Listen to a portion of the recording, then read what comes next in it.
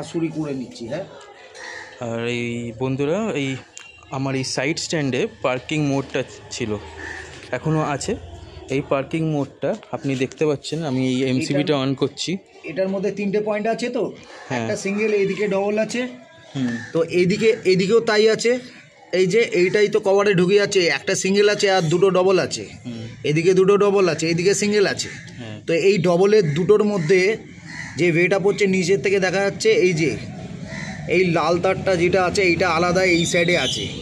এই লাল তারটার সাথে এইদিকে যে তারটা আছে, এই এই এই কালো তারটা এইটার সাইডে আছে, এই লাল তারটার সাথে এইটা নীলটা দুটো আলাদা আছে। আর এইটা হচ্ছে সিঙ্গেল আছে, এই যে যেমন আছে এমনিভাবে লাগানো।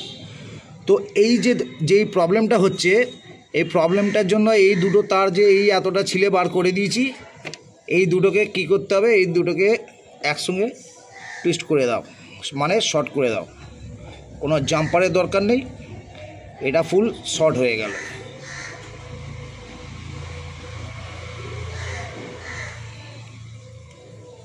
এই শর্ট হয়ে গেল।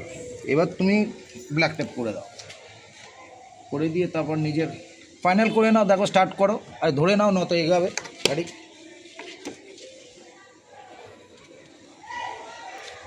বেশি জোর দেবে না, নত গাড়ি এগিয়ে যাবে।